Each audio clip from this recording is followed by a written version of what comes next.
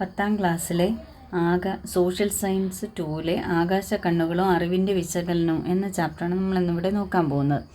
അപ്പോൾ നമ്മുടെ ഭൗമോപരിതലത്തിൽ ഒരുപാട് പ്രത്യേകതകളുണ്ട്. അപ്പോൾ ഇതൊക്കെ നമുക്ക് ഒറ്റ നോട്ടത്തിൽ നോക്കിയാൽ നമുക്ക് മനസ്സിലാകത്തില്ല. പല എക്സ്പീരിമെൻസിലൂടെ നമ്മൾ എക്സ്പീരിയൻസ് ചെയ്ത് അറിയുന്ന കാര്യങ്ങളൊക്കെയാണ്. പിന്നെ അതിൻ്റെ വിശകലനവും വിവരങ്ങൾ ശേഖരിക്കലും അതിൽ നിന്ന് ഭൂപടങ്ങളൊക്കെ തയ്യാറാക്കി അങ്ങനെയൊക്കെയാണ് നമ്മൾ ഇത് കൃത്യമായിട്ട് കണ്ടുപിടിക്കുന്നത്. അപ്പോൾ കൃത്രിമ ഉപഗ്രഹങ്ങളുടെ വിക്ഷേപണം ഭൗമ വിവര വിശകലനത്തിനുള്ള കമ്പ്യൂട്ടർ സോഫ്റ്റ്വെയറുകൾ ഇന്ന് നിലവിലുണ്ട്. അപ്പോൾ അങ്ങനെയുള്ള കുറേ കാര്യങ്ങളാണ് നമ്മൾ ഈ ചാപ്റ്ററിൽ പറയുന്നത്. അപ്പോൾ നമുക്കതിൽ ഓരോ ഘട്ടങ്ങളിലേക്ക് കിടക്കാം. ഈ ആകാശ കണ്ണുകളും അറിവിൻ്റെ വിശകലനവും എന്ന് പറയുമ്പോൾ തന്നെ അതിൽ ഏറ്റവും ഇമ്പോർട്ടൻ്റ് ആയിട്ടുള്ളൊരു കാര്യമാണ് വിദൂര സംവേദനം അഥവാ റിമോട്ട് സെൻസിങ്. അതുപോലെ തന്നെ അതുപോലെ ഉപയോഗിക്കുന്ന ഒരു സാധനമാണ് ജിയോഗ്രഫിക് ഇൻഫർമേഷൻ സിസ്റ്റം അല്ലെങ്കിൽ GIS എന്ന് പറയുന്ന ഒരു സോഫ്റ്റ്വെയർ. അപ്പോൾ നമുക്കിവിടെ വിദൂര സംവേദനം അല്ലെങ്കിൽ റിമോട്ട് സെൻസിങ് എന്താണെന്ന് നോക്കാം. 19ാം നൂറ്റാണ്ടിൽ ഛായാഗ്രഹണം കണ്ടെത്തിയതോടെ വിവരശേഖരണ രംഗത്ത് ഒരു വലിയ മാറ്റത്തിന് തുടക്കമായി. തുടർന്ന് ബലൂണുകളിലും വിമാനങ്ങളിലും ക്യാമറകൾ സ്ഥാപിച്ച് ഉയർന്ന സ്ഥലങ്ങളിൽ നിന്ന് ഫോട്ടോ എടുക്കാനുള്ള സാധ്യതകൾ ഉപയോഗപ്പെടുത്താൻ തുടങ്ങി. 1960-ലാണ് ഉപഗ്രഹങ്ങൾ ഉപയോഗിച്ചുള്ള വിവരശേഖരണം ആരംഭിക്കുന്നത്. ക്യാമറകളോടൊപ്പം വിവരശേഖരണത്തിനായി വിവിധതരം സ്കാനറുകളും ഉപയോഗിക്കാൻ തുടങ്ങി. ഇപ്രകാരം ഒരു വസ്തുവിനെയോ പ്രദേശത്തെയോ അല്ലെങ്കിൽ പ്രതിഭാസത്തെയോ സംബന്ധിക്കുന്ന വിവരങ്ങൾ സ്പർശബന്ധം കൂടാതെ, നമ്മൾ കൈകൊണ്ട് തൊടുന്നില്ല, സ്പർശബന്ധം കൂടാതെ ഉപകരണങ്ങളുടെ സഹായത്തോടെ ശേഖരിക്കുന്ന രീതിയാണ് വിദൂര സംവേദനം. അപ്പോൾ അതാണ് വിദൂര സംവേദനത്തിൻ്റെ ഒരു ഡെഫിനിഷൻ എന്ന് പറയുന്നത്. ഒരു വസ്തുവിനെയോ ഒരു പ്രദേശത്തെയോ അല്ലെങ്കിൽ പ്രതിഭാസത്തെയോ സംബന്ധിക്കുന്ന വിവരങ്ങൾ. അപ്പോൾ നമുക്ക് ചില സ്ഥലത്തൊന്നും എത്തിപ്പെടാൻ പറ്റില്ലല്ലോ. അപ്പോൾ അതിനെ സ്പർശബന്ധം കൂടാതെ ഉപകരണങ്ങളുടെ സഹായത്തോടെ ശേഖരിക്കുന്ന രീതിയെയാണ് നമ്മൾ വിദൂര സംവേദനം എന്ന് പറയുന്നത്. ഇനി വിദൂര സംവേദനത്തിൽ നമുക്ക് സംവേദകങ്ങളുണ്ട്. എന്താണ് സംവേദകങ്ങൾ? വിദൂര സംവേദനത്തിലൂടെ വിവരങ്ങൾ ശേഖരിക്കുന്ന ഉപകരണങ്ങളെ നമ്മൾ സംവേദകങ്ങൾ അഥവാ സെൻസേഴ്സ് എന്ന് പറയുന്നു. അപ്പോൾ സാധാരണയായിട്ട് ഇപ്പോൾ നമ്മൾ ഇത്രയും നേരം പറഞ്ഞു വെച്ചിട്ട് നമുക്ക് തന്നെ അറിയാം ക്യാമറയും സ്കാനറുകളും ഉപയോഗിക്കുന്നു എന്ന് മുകളിൽ പറഞ്ഞിട്ടുണ്ട് ഇവിടെ. അപ്പോൾ ആ ക്യാമറയും സ്കാനറുകളും സംവേദകങ്ങളാണ്. ഇനി വസ്തുക്കൾ പ്രതിഫലിക്കുന്ന വൈദ്യുതകാന്തിക വികിരണങ്ങൾ അതായത് ഇലക്ട്രോമാഗ്നറ്റിക് റേഡിയേഷനെയാണ് സംവേദകം പകർത്തുന്നത്. അപ്പോൾ ഇലക്ട്രോമാഗ്നറ്റിക് റേഡിയേഷൻ്റെ സഹായത്തോടെയാണ് ഈ സംവേദകങ്ങൾ ഇമേജസ് പകർത്തിയെടുക്കുന്നത്. ഇനി അടുത്തത് സംവേദകങ്ങൾ സ്ഥാപിച്ചിരിക്കുന്ന പ്രതലത്തെ നമ്മൾ പ്ലാറ്റ്ഫോം എന്നാണ് വിളിക്കുന്നത്. ഊർജ ഉറവിടം, പ്ലാറ്റ്ഫോം എന്നിവയെ അടിസ്ഥാനമാക്കി സംവേദകങ്ങളെ പല പ്രകാരം നമുക്ക് തരംതിരിക്കാം. അപ്പോൾ ഊർജ ഉറവിടത്തെ ആസ്പദമാക്കിയുള്ള വർഗീകരണമാണ് ഇവിടെ കാണിച്ചിരിക്കുന്നത്. വിദൂര സംവേദനത്തെ രണ്ടായിട്ട് ചെയ്യാം: പരോക്ഷ വിദൂര സംവേദനവും പ്രത്യക്ഷ വിദൂര സംവേദനവും. അപ്പോൾ അതിൽ പരോക്ഷ വിദൂര സംവേദനം നടക്കുന്നത് സൗരോർജത്തിൻ്റെ സഹായത്തോടെ നടക്കുന്നതിന് പരോക്ഷ വിദൂര സംവേദനം. ഇവിടെ സംവേദകം സ്വയം ഊർജം പുറപ്പെടുവിക്കുന്നില്ല. അടുത്ത പ്രത്യക്ഷ വിദൂര സംവേദകം എന്ന് പറഞ്ഞാൽ കൃത്രിമമായ പ്രകാശത്തിൻ്റെ അഥവാ ഊർജത്തിൻ്റെ സഹായത്തോടെ വിദൂര സംവേദനം നടത്തുന്നതാണ് പ്രത്യക്ഷ വിദൂര സംവേദനം. ഇവിടെ സംവേദകം സ്വയം ഊർജം പുറപ്പെടുവിക്കും. അപ്പോൾ ആ ഊർജം പുറപ്പെടുവിക്കുന്നത് ഒന്നിൽ ഊർജം പുറപ്പെടുവിക്കുന്നില്ല. ഇതാണ് തമ്മിലുള്ള ഒരു വ്യത്യാസം. ഇനി വിദൂര സംവേദനത്തിനെ ആസ്പദമാക്കി പ്ലാറ്റ്ഫോമിൻ്റെ അടിസ്ഥാനത്തിൽ വീണ്ടും വർഗീകരിക്കുന്നുണ്ട്. ഭൂതല ഛായാഗ്രഹണം, ആകാശീയ വിദൂര സംവേദനം, ഉപഗ്രഹ വിദൂര സംവേദനം. അപ്പം ഇനി എന്താണ് പ്ലാറ്റ്ഫോം എന്ന് നമുക്ക് ആദ്യം നോക്കാം. വിവരങ്ങൾ ശേഖരിക്കുന്നതിനുള്ള ക്യാമറയോ സ്കാനറുകളോ സ്ഥാപിച്ചിരിക്കുന്ന പ്രതലത്തെയാണ് നമ്മൾ പ്ലാറ്റ്ഫോം എന്ന് പറയുന്നതെന്ന് നേരത്തെ പഠിച്ചു. അപ്പോൾ ഭൗമോപരിതലം, ബലൂൺ, വിമാനങ്ങൾ, ഇവയിലൊക്കെ സെൻസറുകൾ സ്ഥാപിച്ച് നമ്മൾ ഫോട്ടോകൾ എടുക്കാറുണ്ട്. അപ്പോൾ ഈ പ്ലാറ്റ്ഫോമിനെ ആസ്പദമാക്കി 3ആയിട്ട് തിരിക്കുമെന്ന് പറഞ്ഞു. ഇനി അതിൽ ആദ്യത്തേത് എന്താണ് ഭൂതല ഛായാഗ്രഹണം? ഭൂപ്രതലത്തിൽ നിന്നോ അതിലെ ഉയർന്ന തലങ്ങളിൽ നിന്നോ ഭൗമോപരിതലത്തിൻ്റെ ചിത്രങ്ങൾ എടുക്കുന്നതിനെ ഭൂതല ഛായാഗ്രഹണം എന്ന് പറയുന്നു. ക്യാമറകൾ ഉപയോഗിച്ച് നമ്മൾ എടുക്കുന്ന ചിത്രങ്ങൾ ഭൂതല ഛായാഗ്രഹണത്തിന് ഉദാഹരണങ്ങളാണ്. ഇനി അടുത്തത് ആകാശീയ വിദൂര സംവേദനം. ബലൂണുകളിലോ വിമാനങ്ങളിലോ ഉറപ്പിച്ചിട്ടുള്ള ക്യാമറയുടെ സഹായത്താൽ. അപ്പോൾ ഇവിടെ നമ്മൾ ബലൂണിലോ ക്യാമറയിലോ ഉറപ്പിച്ചിട്ട് ആകാശത്ത് നിന്നാണ് ചിത്രങ്ങൾ തുടർച്ചയായി എടുക്കുന്ന പ്രക്രിയനെയാണ് ആകാശീയ വിദൂര സംവേദനം എന്ന് പറയുന്നത്. താരതമ്യേന വിസ്തൃതി കുറഞ്ഞ പ്രദേശങ്ങളുടെ വിവരശേഖരണത്തിനാണ് ഈ ആകാശീയ വിദൂര സംവേദനം നമ്മൾ ഉപയോഗിക്കുന്നത്. വിമാനം കടന്നു പോകുന്ന പ്രദേശങ്ങളുടെ തുടർച്ചയായുള്ള ചിത്രങ്ങൾ ലഭ്യമാകുന്നു എന്നതാണ് ഈ ആകാശീയ വിദൂര സംവേദനത്തിൻ്റെ മേന്മ. ഇപ്പോൾ ഫ്ലൈറ്റിലാണ് വെച്ചിട്ടുണ്ടെങ്കിൽ ഫ്ലൈറ്റ് പോകുന്ന എല്ലാ സ്ഥലത്തും നമുക്ക് എടുക്കാൻ പറ്റും. ഇനി ആകാശീയ ഛായാചിത്രങ്ങളിൽ ഓവർലാപ്പ് വരാറുണ്ടല്ലേ. ഇപ്പോൾ ഈ ഓരോ ആകാശീയ ചിത്രത്തിലും തൊട്ടടുത്ത ചിത്രങ്ങൾ ഏകദേശം 60% ഭാഗം കൂടി പകർത്തിയെടുക്കാറുണ്ട്. ഇല്ലെങ്കിൽ ഏതെങ്കിലും സ്ഥലം മിസ്സായി പോകില്ല. അപ്പോൾ എന്നിട്ട് അതിനെ നമ്മൾ ഓവർലാപ്പ് ചെയ്തെടുക്കും. ഈ ഓവർലാപ്പിംഗ് ചെയ്യുന്നതിനൊക്കെയാണ് JS എന്ന് പറയുന്ന സോഫ്റ്റ്വെയർ ഉപയോഗിക്കുന്നത്. മാത്രമല്ല ഇതിന് ഓവർലാപ്പിംഗ് ഉണ്ടെങ്കിൽ ഇതിൻ്റെ തുടർച്ച നിലനിർത്താൻ പറ്റും. ചിലപ്പോൾ നമ്മൾ ഒരു ഇമേജ് എടുത്തിട്ട് ഉടൻ തന്നെ ഒരു 60% കൂടി ഉൾപ്പെടുത്തി മാത്രം അടുത്ത ഇമേജ് എടുത്തില്ലെങ്കിൽ സംഭവിക്കുന്ന ചിലപ്പോൾ കുറേ പോർഷൻ അങ്ങ് വിട്ടുപോകും. അപ്പോൾ നമുക്ക് ആ കണ്ടിന്യൂവേഷൻ ചിലപ്പോൾ നമ്മളൊരു വയലിൻ്റെ പകുതി എടുക്കും, പിന്നെ കിട്ടുന്ന ഒരു കുളമായിരിക്കും അല്ലെങ്കിൽ തോടായിരിക്കും. അപ്പോൾ ആ മറ്റേ പകുതി പോകും. അപ്പോൾ അതാണ് ഓവർലാപ്പിംഗ് ആവശ്യമാണെന്ന് പറയുന്നത്. തുടർച്ച നിലനിർത്തുന്നതിന് സ്റ്റീരിയോസ്കോപ്പിൻ്റെ സഹായത്തെ ത്രിമാന വീക്ഷണം ലഭിക്കുന്നതിന് വേണ്ടിയാണ് ഓവർലാപ്പോടുകൂടി ചിത്രങ്ങൾ എടുക്കുന്നത്. ഇനി എന്താണ് ആകാശീയ ചിത്രങ്ങളിലെ സ്റ്റീരിയോ പെയർ എന്ന് നമുക്ക് നോക്കാം. ഓവർലാപ്പോടുകൂടി തൊട്ടടുത്തുള്ള ഒരു ജോഡി ആകാശ ചിത്രങ്ങളെ സ്റ്റീരിയോ പെയർ എന്നാണ് പറയുന്നത്. അപ്പം ഇത്തരം ചിത്രങ്ങളിൽ നിന്ന് ത്രിമാന ദൃശ്യം ലഭ്യമാക്കാൻ സഹായിക്കുന്ന ഉപകരണങ്ങളെ സ്റ്റീരിയോസ്കോപ്പ് എന്ന് പറയുന്നു. ഒരു പ്രദേശത്തെ ഒന്നാകെ കാണുന്നതിനും ഉയർച്ച താഴ്ചകൾ തിരിച്ചറിയുന്നതിനും സ്റ്റീരിയോസ്കോപ്പ് സഹായിക്കുന്നു. ഇനി ആകാശീയ വിദൂര സംവേദനത്തിന് ഒരുപാട് പോരായ്മകളുണ്ട്. അതായത് വിമാനത്തിനുണ്ടാകുന്ന കുലുക്കം ചിത്രങ്ങളുടെ ഗുണമേന്മയെ ബാധിക്കും. അതിപ്പോൾ നമ്മളൊരു ക്യാമറ കൊണ്ട് ഫോട്ടോ എടുത്താലും നമ്മൾ ബസ്സിലൊക്കെ വയ്ക്കുകയാണെങ്കിൽ അതിങ്ങനെ ഷേക്കായി പോകില്ലേ, അത് തന്നെയാണ് ഇവിടെ സംഭവിക്കുന്നത്. വിമാനത്തിന് പറന്നുയരാനും ഇറങ്ങാനും തുറസായ സ്ഥലം ആവശ്യവുമാണ്. വിസ്തൃതമായ പ്രദേശങ്ങളുടെ ചിത്രീകരണം പ്രായോഗികമല്ല. ഇന്ധനം നിറയ്ക്കുന്നതിന് വിമാനം ഇടയ്ക്കിടെ നിലത്തിറക്കുന്നത് ചിലവ് വർദ്ധിപ്പിക്കും. അപ്പോൾ അതൊരു ചിലവ് കൂടിയ പ്രക്രിയയാണെന്നാണ് പറയുന്നത്. ഇനി ഉപഗ്രഹ വിദൂര സംവേദനം എന്ന് പറയുന്നത് കൃത്രിമ ഉപഗ്രഹങ്ങൾ ഘടിപ്പിച്ചിരിക്കുന്ന സെൻസറുകൾ വഴി വിവരശേഖരണം നടത്തുന്ന പ്രക്രിയയാണ് ഉപഗ്രഹ വിദൂര സംവേദനം. കൃത്രിമ ഉപഗ്രഹങ്ങളെ ഭൂസ്ഥിര ഉപഗ്രഹങ്ങൾ അഥവാ സൗരസ്ഥിര ഉപഗ്രഹങ്ങൾ എന്നിങ്ങനെ രണ്ടായിട്ട് തരംതിരിച്ചിരിക്കുന്നു. ഈ ആകാശീയ വിദൂര സംവേദനത്തെക്കുറിച്ച് നമ്മൾ നേരത്തെ പറഞ്ഞതാണ്. ഇതുണ്ടോ ഈ ഒരു ഇമേജിൽ ചിത്രം 6.7 കുറച്ച് എയുടെ കുറേ ഭാഗം കൂടി ബിയിലേക്ക് വന്നിട്ടുണ്ട്. സി എടുത്തപ്പോൾ എന്ത് ചെയ്തു, ബിയുടെ കുറച്ച് ഭാഗവും എയുടെ കുറച്ച് ഭാഗവും സിയും വന്നിട്ടുണ്ട്. അതാണ് ഓവർലാപ്പിംഗ് എന്ന് പറയുന്നത്. ആ ഓവർലാപ്പോട് കൂടിയാണ് പിന്നെ ഇമേജ് കിട്ടുന്നത്. അപ്പോൾ അതിനെ ചേർത്ത് വയ്ക്കുമ്പോൾ ഇത് ഒരുമിച്ച് തന്നെ എല്ലാം വരും. ഇനി നമ്മൾ ഈ ഒരു ആകാശീയ വിദൂര സംവേദനത്തിൻ്റെ പോരായ്മകളൊക്കെ പറഞ്ഞിട്ടുണ്ട്. ഇനി ഉപഗ്രഹ വിദൂര സംവേദനം പറഞ്ഞു. ഇനി ഭൂസ്ഥിര ഉപഗ്രഹങ്ങളെന്നും സൗരസ്ഥിര ഉപഗ്രഹങ്ങളും നമ്മൾ രണ്ടായിട്ട് തിരിക്കുമെന്ന് പറഞ്ഞു.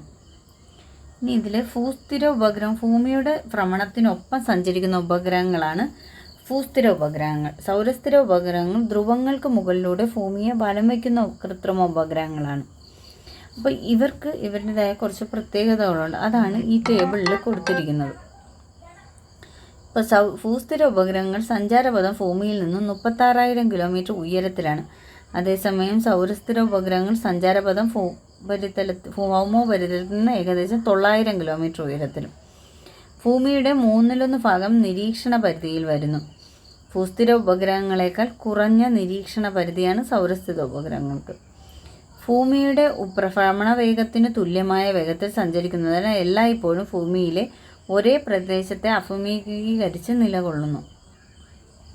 സൗരസ്ഥിര ഉപഗ്രഹങ്ങൾ കൃത്യമായ ഇടവേളകളിൽ പ്രദേശത്തിൻ്റെ ആവർത്തിച്ചുള്ള വിവരശേഖരണം സാധ്യമാക്കുന്നു. അപ്പോൾ ഈ ഒരു പ്രദേശത്തിൻ്റെ സ്ഥിരമായ വിവരശേഖരണം സഹായിക്കുന്നു. പ്രകൃതി വിഭവങ്ങൾ, ഭൂവിനിയോഗം, ഭൂഗർഭജലം, മുതലായവയെക്കുറിച്ചുള്ള വിവരശേഖരണത്തിന് സൗരസ്ഥിര ഉപഗ്രഹങ്ങൾ ഉപയോഗിക്കുന്നു. ഇനി വാർത്താവിനിമയത്തിനും ദിനാന്തരീക്ഷ സ്ഥിതി മനസ്സിലാക്കുന്നതിനും പ്രയോജനപ്പെടുത്തുന്നത് ഭൂസ്ഥിര ഉപഗ്രഹങ്ങളാണ്. വിദൂര സംവേദനത്തിന് മുഖ്യമായും ഉപയോഗിക്കുന്നത് സൗരസ്ഥിര ഉപഗ്രഹങ്ങളാണ്. ഇന്ത്യയുടെ ഇൻസാറ്റ് ശ്രേണിയിൽപ്പെട്ട ഉപഗ്രഹങ്ങൾ ഭൂസ്ഥിര ഉപഗ്രഹങ്ങളാണ്. അതേസമയം IRS, ലാൻഡ്സാറ്റ് തുടങ്ങിയവ സൗരസ്ഥിര ഉപഗ്രഹങ്ങൾക്കും ഉദാഹരണങ്ങളാണ്. ഇനി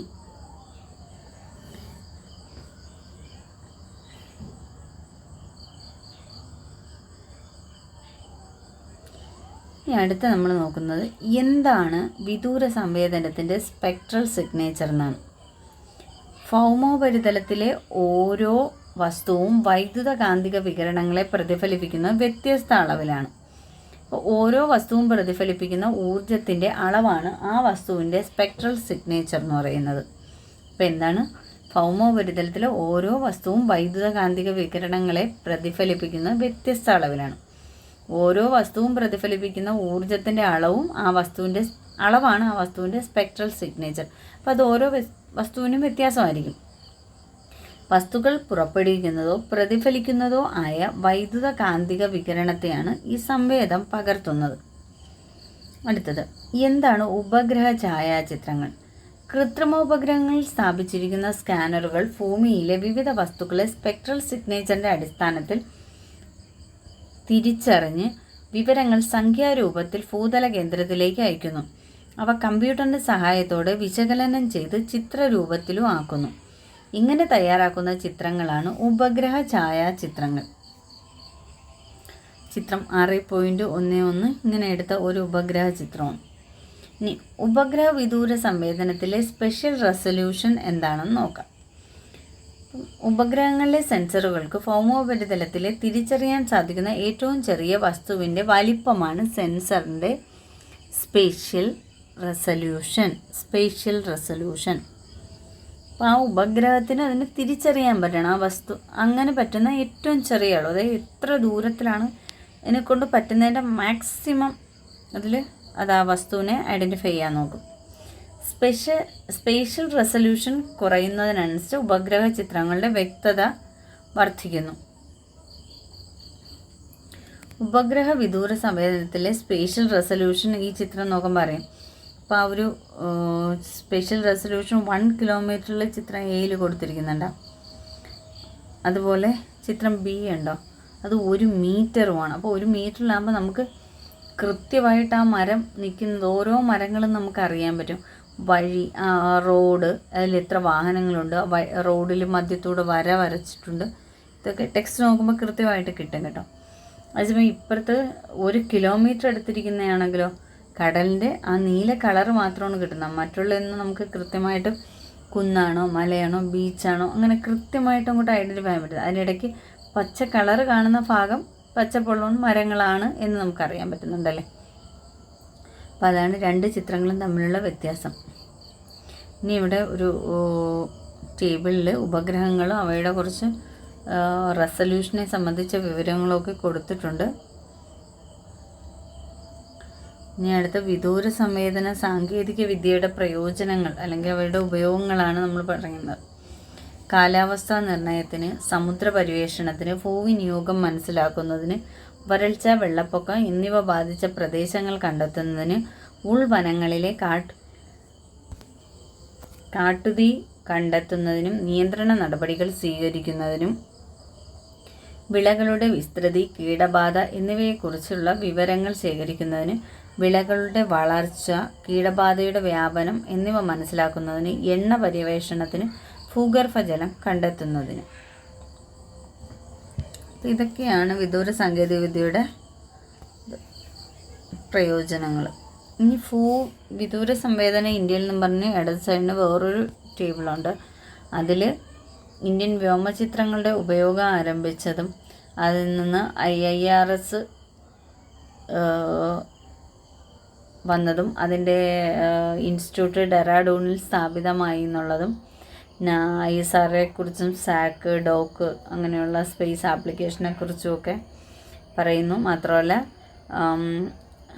നാഷണൽ റിമോട്ട് സെൻസിങ് സെൻറ്ററിൻ്റെ ആസ്ഥാനം ഹൈദരാബാദാണ്. അങ്ങനെ പറയും. ഇനി നെക്സ്റ്റ് നമുക്ക് നോക്കാം, എന്താണ് ഭൂവിവരാവസ്ഥ? ജിയോഗ്രഫിക് ഇൻഫർമേഷൻ സിസ്റ്റം അഥവാ GIS. ഇതൊരു സോഫ്റ്റ്വെയറാണ്. നമ്മുടെ ഇമേജ് നമുക്ക് ഈ ക്യാമറയിൽ പകർത്തിയ ഇമേജിനെ കൃത്യം മാപ്പാക്കി എടുക്കുന്ന ഒരു സോഫ്റ്റ്വെയറാണ് GIS എന്ന് പറയുന്നത്. ഭൂപടങ്ങൾ, ആകാശീയ ചിത്രങ്ങൾ, ഉപഗ്രഹങ്ങൾ തുടങ്ങിയ ചിത്രങ്ങൾ, പട്ടികകൾ, സർവേകൾ തുടങ്ങിയ വിവര സ്രോതസ്സുകളിൽ നിന്ന് ശേഖരിക്കുന്ന വിവരങ്ങൾ ഭൂവിവര വ്യവസ്ഥ സോഫ്റ്റ്വെയറുകൾ അഥവാ GIS ഉപയോഗിച്ച് കമ്പ്യൂട്ടറിൽ നിർവചിപ്പിക്കുന്നതിനും അവയെ വീണ്ടെടുക്കുന്നതിനും വിശകലനം നടത്തുന്നതിനും ഭൂപടങ്ങൾ, പട്ടികകൾ, ഗ്രാഫുകൾ എന്നിവയിലൂടെ അവയെ വിശദമാക്കുന്ന ഒരു കമ്പ്യൂട്ടർ അധിഷ്ഠിത വിവര സഞ്ചയ വ്യവസ്ഥയാണ് ഭൂവിവര വ്യവസ്ഥ. അപ്പോൾ ഭൂവിവര വ്യവസ്ഥയെക്കുറിച്ച് പറയുന്ന ഒരു ചിത്രം കൊടുത്തിട്ടുണ്ട്. അത് വിവര വിശകലനം, പിന്നെ വിവരം സൂക്ഷിക്കൽ, അവിടെ നിന്ന് വിവര പരിവർത്തനം. അത് പേജ് 1, പേജ് 2 അങ്ങനെ ആ ഒരു, അതായത് ഓരോ ലെയറുകളായിട്ടാണ്, പാളിന്ന് പറഞ്ഞിട്ട് ഓരോ ലെയറുകളായിട്ടാണ് നമ്മൾ ചെയ്തു വയ്ക്കുന്നത്. അപ്പോൾ ആദ്യം ഒരു ഔട്ട്ലൈൻ കൊടുക്കും. ഇപ്പോൾ ഇന്ത്യയുടെ മാപ്പ്, അതിൻ്റെ ആ ഒരു ഔട്ട്ലൈൻ മാത്രം കൊടുക്കും. പിന്നെ രണ്ടാമത്തെ ലെയറിൽ നമ്മളെന്ത് സ്റ്റേറ്റ് മാർക്ക് ചെയ്യും. അത് കഴിഞ്ഞ് ഓരോ സ്റ്റേറ്റിലും ഡിസ്ട്രിക്ട്സ് മാർക്ക് ചെയ്യും. അത് കഴിഞ്ഞ് ഓരോ സ്ഥലത്തിലും ഉള്ള ഡ്രെയിനേജ്, പോൺസ്, അമ്പലങ്ങൾ, അങ്ങനെ എന്താണ് നമുക്ക് മാർക്ക് ചെയ്യും. ഇതെല്ലാം ഓരോരോ ലെയറായിട്ടാണ് കൊടുക്കുന്നത്. ഇപ്പം അമ്പലങ്ങൾ എന്ന് പറയുന്ന ഒരു ലെയർ, അല്ലെങ്കിൽ മോസ്ക്, അല്ലെങ്കിൽ ചർച്ച്, ഇതെല്ലാം ഓരോ ലെയറായിട്ടേ കൊടുക്കാൻ പറ്റൂ. ഒരു ലെയറിൽ കൊടുക്കാൻ പറ്റില്ല. കാരണം എന്തെങ്കിലും എറർ വന്നാൽ നമുക്ക് ആ ഒരു ലെയർ മാത്രം ചെയ്താൽ മതി. ഇപ്പം എല്ലാ പബ്ലിക് പ്ലേസസും കൂടെ, സ്കൂള്, കോളേജ്, ഹോസ്പിറ്റൽ എല്ലാം കൂടെ ഒരുമിച്ച് കൊടുത്തു കഴിഞ്ഞാൽ ഏതെങ്കിലും ഒരു സ്കൂൾ മാർക്ക് ചെയ്ത് മാറിപ്പോയി ഇതെല്ലാം നമ്മൾ ഡിലീറ്റ് ചെയ്യേണ്ടി വരും. നമ്മൾ ഓരോ ലെയറായിട്ട് കൊടുക്കുമ്പോൾ നമുക്ക് എവിടെയെങ്കിലും ഒരു എറർ വന്നാൽ കൃത്യമായിട്ട് അതിനെ മാറ്റാൻ പറ്റും. ഇനി 2 തരം വിവരങ്ങളെ അടിസ്ഥാനമാക്കിയാണ് ഭൂവിവര വ്യവസ്ഥയിൽ എല്ലാ വിശകലനങ്ങളും നിർവഹിക്കുന്നത്. 1 സ്ഥാനീയ വിവരങ്ങളും 2 വിശേഷണങ്ങളും. ഇനി സ്ഥാനീയ വിവരങ്ങൾ. ഭൗമോപരിതലത്തിലെ ഓരോ സവിശേഷതകൾക്കും അതിൻ്റേതായ ഓരോ സ്ഥാനമുണ്ട്. നിയതമായ അക്ഷാംശ, രേഖാംശ സ്ഥാനമുള്ള ഭൗമോപരിതല സവിശേഷതകളെ സ്ഥാനീയ വിവരങ്ങൾ എന്ന് വിളിക്കാം. നമ്മൾ ഏതൊരു മാപ്പ് ഈ GISൽ ചെയ്യുമ്പോഴും നമ്മളതിന് അക്ഷാംശവും രേഖാംശവും ഒക്കെ മാർക്ക് ചെയ്യേണ്ടതുണ്ട്, എപ്പോൾ കിട്ടിയാലും. ഇപ്പം കൂടുതൽ നമ്മൾ നേരത്തെ ഒക്കെ പഠിച്ചിട്ടുണ്ടല്ലോ അക്ഷാംശ രേഖകളെ കുറിച്ചൊക്കെ. അതാണ് പറയുന്നത്. നമ്മുടെ ഇന്ത്യയുടെ അക്ഷാംശം എന്ന് പറഞ്ഞാൽ 8 degree 4 minutes north, 37 degree 6 minutes north. അതുപോലെ 60 ഈസ്റ്റ് വെസ്റ്റ് ആണെങ്കിൽ 68 ഡിഗ്രി 7 മിനിറ്റ്സ് ഈസ്റ്റും 97 ഡിഗ്രി 25 മിനിറ്റ്സ് ഈസ്റ്റുമായിട്ട് അത് പോകും. ഈ ഭൗമോപരിതലത്തിലെ ഓരോ സ്ഥാനീയ വിവരങ്ങളെ സംബന്ധിച്ചും കൂട്ടിച്ചേർക്കാവുന്ന അധിക വിവരങ്ങളും വിശേഷണങ്ങളും ഒക്കെയാണ്. ഭൂപടത്തിൽ കിണർ ഒരു സ്ഥാനീയ വിവരമാണെങ്കിൽ ആ കിണറിന് നമുക്ക് കിണറിനെ കുറിച്ച് നോക്കാം.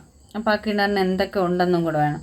പ്ലാറ്റ്ഫോം ഉണ്ടോ, ആ കിണറിന് എത്ര ആഴമുണ്ടോ, ശുദ്ധജലമാണോ, ഉടമസ്ഥത ആർക്കാണ്, എല്ലാ സമയത്തും വെള്ളം കിട്ടുമോ, ഇതെല്ലാം കിണറിൻ്റെ സവിശേഷതകളാണ്.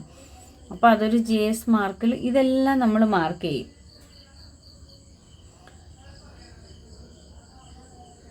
അതുപോലെ അതാണ് ഈ വിശേഷണങ്ങൾ എന്ന് പറഞ്ഞു കൊടുക്കുന്നത്.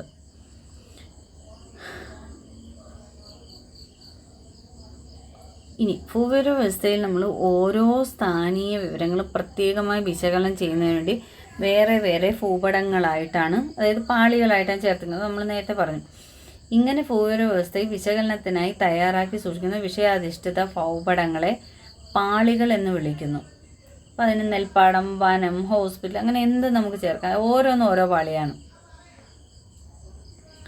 ഇനി ഭൂവിവര വ്യവസ്ഥയുടെ വിശകലന സാധ്യതകൾ എന്തൊക്കെയാണ്? ശൃംഖലാ വിശകലനം, ആവർത്തി വിശകലനം, ഓവർലേ വിശകലനം, അങ്ങനെ കുറച്ച് സാധ്യതകളുണ്ട്. ഇനി അതിൽ ഓവർലേ വിശകലനം ഒരു പ്രദേശത്തിൻ്റെ വിവിധ ഭൗമോപരിതല സവിശേഷതകളുടെ പരസ്പര ബന്ധത്തെക്കുറിച്ചും കാലാനുസൃതമായി അവയിലുണ്ടായ മാറ്റത്തെക്കുറിച്ചും മനസ്സിലാക്കുന്നതിന് ഓവർലേ വിശകലനം ഉപയോഗിക്കുന്നു. വിളകളുടെ വിസ്തൃതിയിലുണ്ടാകുന്ന മാറ്റങ്ങൾ, ഭൂവിനിയോഗത്തിലെ മാറ്റങ്ങൾ എന്നിവയൊക്കെ മനസ്സിലാക്കാൻ ഓവർലേ വിശകലനം സഹായകമാണ്. ഇനി അടുത്തത് ആവൃത്തി വിശകലനം. ഒരു ബിന്ദുവിന് ചുറ്റുമായോ രേഖീയ സവിശേഷതകൾക്ക് ഇരുവശങ്ങളിലും നിശ്ചിത ദൂരത്തിൽ നടത്തുന്ന പ്രവർത്തനങ്ങളെ വിശകലനം ചെയ്യുന്നതിനോ ഉപയോഗിക്കുന്ന സങ്കേതമാണ് ആവൃത്തി വിശകലനം. നിലവിലുള്ള 5 മീറ്റർ വീതിയുള്ള റോഡിന് 8 മീറ്ററായി വീതി കൂട്ടുമ്പോൾ ഏറ്റെടുക്കേണ്ടി വരുന്ന വീടുകൾ ആവൃത്തി വിശകലനത്തിലൂടെയാണ് നമുക്ക് കണ്ടെത്താൻ കഴിയുന്നത്. ഒരു വിദ്യാലയത്തിന് 3 കിലോമീറ്റർ ചുറ്റളവിലുള്ള വീടുകൾ വൃത്താകൃതിയിൽ ആവൃത്തി മേഖല സൃഷ്ടിച്ച് കണ്ടത്. അപ്പം അതാണ് സൂചിപ്പിച്ചിരിക്കുന്നത്. അപ്പോൾ ഡോട്ട് കൊടുത്തിരിക്കുന്നതാണ് സ്കൂള്. പിന്നെ അതിലൊരു എയർപോർട്ട്, ഫ്ലൈറ്റിൻ്റെ മിഡിലൊരു ഫ്ലൈറ്റിൻ്റെ ബോർഡ്, അത് എയർപോർട്ടായിട്ടാണ്. പിന്നെ ആ റെഡും ഗ്രീനും ആവൃത്തി മേഖല എന്നാണ് മാർക്ക് ചെയ്തിരിക്കുന്നത്. അപ്പോൾ അങ്ങനെ നമ്മൾ ഇൻഡെക്സ് എഴുതുക എന്നാണ് പറയുന്നത്. ഇനി ആ റോഡിൻ്റെ ഇരുവശത്തും കണ്ടോ മാർക്ക് ചെയ്തിരിക്കുന്നത്, റെഡ് കളറിൽ കൊടുത്തിരിക്കുന്ന റോഡാണ്. ആവൃത്തി മേഖലയാണ് ഓറഞ്ച് കളറിൽ കൊടുത്തിരിക്കുന്നത്. ആ ഡോട്ട് പിങ്ക് കളറിലെ മജന്ത കളറിലെ ഡോട്ട് വീടുകളാണ്. അപ്പോൾ ഇങ്ങനെ ഇൻഡെക്സ് കൂടി എഴുതിയാലേ ഏതെങ്കിലും ഒരു പടം വരച്ച് അത് പൂർത്തിയാവുള്ളൂ. അടുത്തത് ശൃംഖലാ വിശകലനം. റോഡ്, നദി തുടങ്ങി ഭൂപടത്തിലെ രേഖീയ സവിശേഷതയാണ് ശൃംഖലാ വിശകലനത്തിന് വിധേയമാകുന്നത്. വിനോദസഞ്ചാരികൾക്ക് ഏറ്റവും ദൂരം കുറഞ്ഞ യാത്രാ മാർഗം കണ്ടെത്തുക, ടോൾ ഇല്ലാത്ത പാത, തിരക്ക് കുറഞ്ഞ പാത, വഴിയിലുള്ള പെട്രോൾ പമ്പ്, ഹോട്ടൽ, ആശുപത്രി മുതലായവ കണ്ടെത്താനും ശൃംഖല വിശകലനത്തിലൂടെ സാധിക്കും. ഇനി ഇതിൻ്റെയൊക്കെ പ്രയോജനങ്ങൾ എന്തൊക്കെയാണ്? പല ഉറവിടങ്ങളിൽ നിന്നും ലഭിച്ച വിവരങ്ങൾ സംയോജിപ്പിക്കുന്നതിന്, വിവരങ്ങൾ എളുപ്പത്തിൽ നവീകരിക്കാനും കൂട്ടിച്ചേർക്കാനും, വിഷയാധിഷ്ഠിത പഠനങ്ങൾ നടത്തുന്നതിനും, ഭൂതല സവിശേഷതകളെ സ്ഥാനീയമായി പ്രദർശിപ്പിക്കുന്നതിനും, ശേഖരിച്ച വിവരങ്ങൾ ഉപയോഗിച്ച് ഭാവി പ്രതിഭാസങ്ങളുടെയും പ്രക്രിയകളുടെയും ദൃശ്യമാതൃകകൾ സൃഷ്ടിക്കുന്നതിനും, ഭൂപടങ്ങൾ, പട്ടികകൾ, ഗ്രാഫുകൾ എന്നിവ നിർമ്മിക്കുന്നതിനും, ഉപഗ്രഹാധിഷ്ഠിത ഗതി നിർണയ സംവിധാനങ്ങൾ, അതായത് സാറ്റലൈറ്റ് ബേസ്ഡ് നാവിഗേഷൻ സിസ്റ്റം,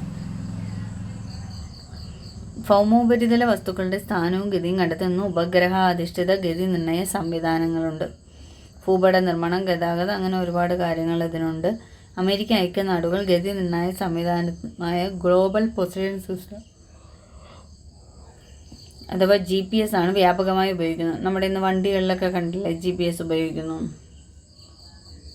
ഭൗമോപരിതല വസ്തുക്കളുടെ അക്ഷാംശ, രേഖാംശ, സ്ഥാനം, സമയം, ഉയരം എന്നിവ മനസ്സിലാക്കാൻ സഹായിക്കുന്ന സംവിധാനമാണ് GPS. നമുക്ക് ഈ GPSനകത്തൊരു 3 സിഗ്നൽ കിട്ടിക്കഴിഞ്ഞാൽ നമുക്ക് കൃത്യമായിട്ട് കണ്ടെത്താൻ പറ്റും. ഭൗമോപരിതലത്തിൽ നിന്ന് 20,000 മുതൽ 20,200 കിലോമീറ്റർ വരെയുള്ള ഉയരത്തിൽ 6 വ്യത്യസ്ത ഭ്രമണപഥത്തിൽ 24 ഉപഗ്രഹങ്ങളുടെ ഒരു ശ്രേണിയാണ് സ്ഥാനനിർണ്ണയം നടത്തുന്നത്. ഉപഗ്രഹങ്ങളിൽ നിന്ന് വരുന്ന സിഗ്നലുകൾ നമ്മുടെ കൈവശമുള്ള സ്വീകരണ ഉപാധിയിൽ ലഭ്യമായാൽ സ്ഥാനം നിർണ്ണയിക്കാൻ കഴിയും. ഏറ്റവും ചുരുങ്ങിയ 4 ഉപഗ്രഹങ്ങളിൽ നിന്ന് വരുന്ന സിഗ്നലുകളെങ്കിൽ ലഭ്യമായ മാത്രമേ GPSന് അക്ഷാംശം, രേഖാംശം, ഉയരം, സമയം തുടങ്ങിയ വിവരങ്ങൾ പ്രദർശിപ്പിക്കാൻ സാധിക്കുകയുള്ളൂ. സൈനിക ആവശ്യങ്ങൾക്ക് അമേരിക്കൻ ഐക്യനാടുകൾ ഉപയോഗിച്ച ഈ സംവിധാനം